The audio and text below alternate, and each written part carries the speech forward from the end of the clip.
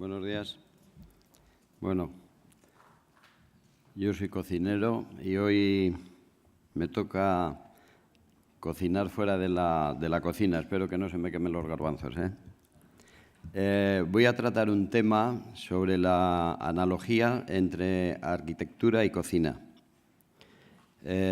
Hoy nos encontramos en este edificio singular, la Alhóndiga Municipal de Bilbao, construida entre 1905 y 1909 por el arquitecto Ricardo Bastida.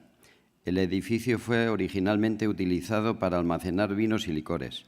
La Alhóndiga ha sido rediseñada por Philippe Starr, un artista comprometido con la gastronomía que se sintió automáticamente cautivado por Bilbao. Sus obras son un perfecto maridaje de cocina y funcionalidad, y actualmente la Alhóndiga alberga en su diseño y funcionalidad un pedazo de él.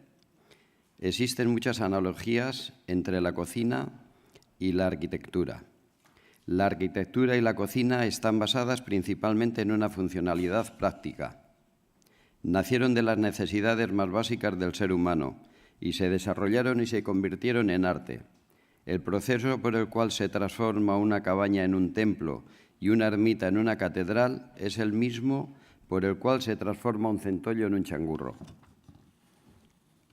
Ambas disciplinas, la arquitectura y la cocina, están basadas en principios fundamentales, pero ninguna de las dos puede regirse por normativas y leyes estrictas y rígidas. Ambas artes dependen de una combinación de intuición e inventiva. El proceso que se sigue es el mismo, hacer de una necesidad básica un arte que invite a los sentidos a perderse. Los elementos de un plato, el sabor, la textura, la temperatura o el color, están meticulosamente estudiados y ordenados para conseguir el mayor impacto. Esto se consigue cuando los elementos se complementan y se contrastan. Dulce, agrio, suave, crujiente, caliente o frío. Pero ha de prestarse atención a la estructura, al orden y a la proporción de dichos elementos, a la presentación de un plato. No importa lo bien que dos o más elementos puedan ir juntos. Cada uno debe sostenerse por sí mismo. En la arquitectura sucede lo mismo.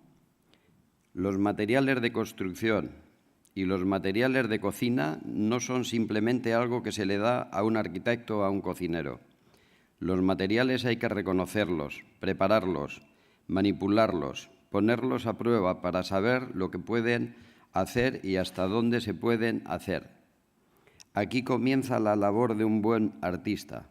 Los fondos y los ingredientes en la cocina equivalen a los cimientos y a los pilares en la arquitectura. De la misma forma que un edificio no puede sostenerse sin unos cimientos sólidos, un plato tampoco puede sostenerse sin un buen fondo de base.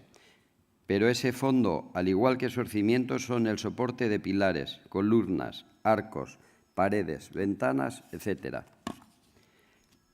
La arquitectura y la cocina son un reflejo del medio ambiente más inmediato en el cual se desarrollan.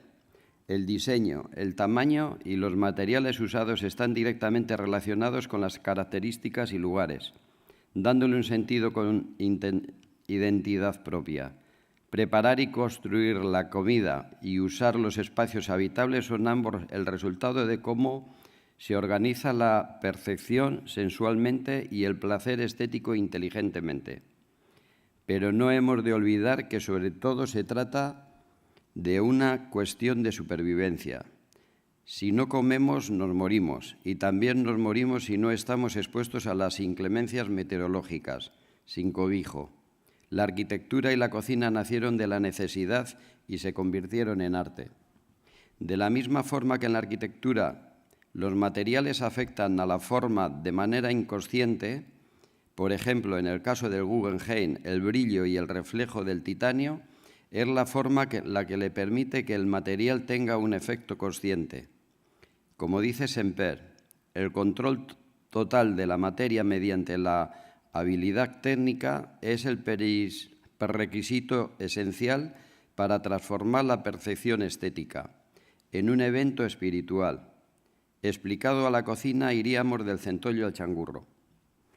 En su Fisiología del gusto, Brillant-Savarin que fue uno de los máximos exponentes del arte gastronómico, el que más contribuyó a divulgar el arte gastronómico, el que empezó a aplicar los 5 sentidos a la gastronomía, él expone que la importancia de la gastronomía y sobre la comida nos dice: ¿qué podría negársele a la que nos sostiene desde la cuna al sepulcro, que acrecienta las delicias del amor, la confianza de la amistad, que desarma al odio, facilita los negocios y nos ofrece en el corto trayecto de la vida el solo goce, que, sin ser seguido de fatiga, nos compensa de todos los males?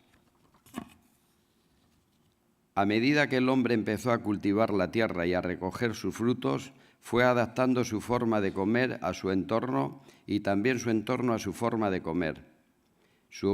La arquitectura y la cocina se apropiaron de la naturaleza y la transformaron. Con el descubrimiento del fuego, el hombre comenzó a transformar los alimentos, comenzó a asarlos, a cocerlos, a conservar las carnes cocinadas en su propia grasa del propio animal, a desecarlos. Más adelante el hombre consiguió devolver la materia prima a su estado original, como es el caso del bacalao.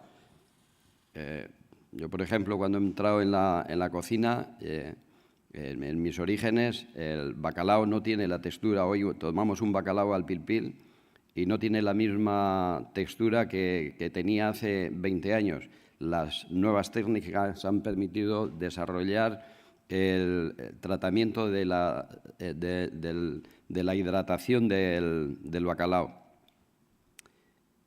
Faustino Cordón, en su libro Cocinar hizo al hombre, dice: el progreso de una especie ha de identificarse con el perfeccionamiento de su conducta, esto es, con el afinamiento de su capacidad de tomar noticia de su medio.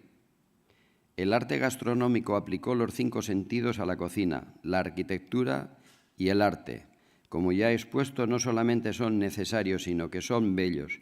Ambos incluyen todos los sentidos a la hora de disfrutarlos. Hay platos que son sinfonías, obras llenas de luz y color. Nos acarician el paladar y la lengua, invitan a ser cogidos por las manos, están llenos de aromas y, si no fuera el caso, siempre nos recuerdan y nos transportan a lugares con melodías y sonidos reconocibles. Constantemente hablamos de los 5 sentidos, a los que nosotros tenemos a nuestro servicio para la apreciación de lo bello, en este caso siempre hablando de la cocina.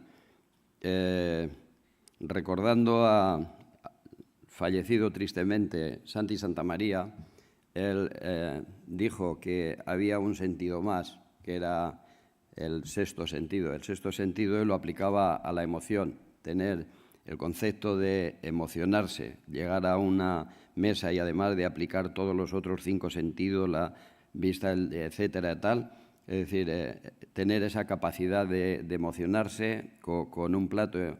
Esto yo creo que es el máximo que se puede conseguir. Cuando digo emocionarse, significa que alguien tiene tanta sensibilidad que en admirarlo puede emocionarse, pero no menos emociona a quien lo realiza. Es decir, yo mismo he tenido la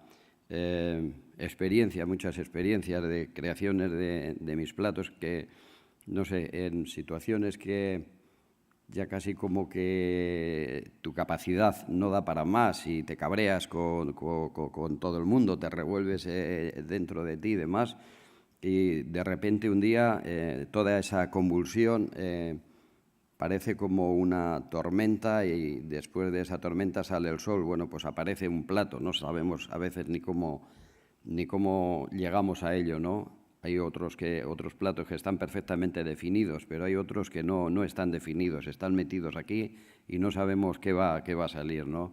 Y yo he tenido ese sentimiento, lo he expresado en mis propias carnes de estremecerme, o sea, de tener esa emoción, de llegar incluso a pensar cómo he sido yo capaz de hacer esto, ¿no? Es decir, esto es una autocrítica que hacemos constantemente, porque la otra, cuando nos decepciona y cuando no conseguimos hacer aquello que también nos proponemos, la decepción es tremenda, con lo cual quiere decir que estamos hablando de sentimientos, estamos hablando de emociones, estamos hablando de personas que somos sensibles y personas que somos muy temperamentales a la vez. O sea, somos capaces de destruir de mala manera aquello que ya no queremos ver delante de nosotros y nos lo quitamos como sea. De otra forma, somos capaces también, como digo, hasta de emocionarnos por algo. Tanto la arquitectura como la gastronomía se fueron depurando, se crearon nuevos estilos y se aplicaron nuevas técnicas. Cada país adoptó su estilo acorde a sus creencias, su cultura, clima, los productos de su entorno.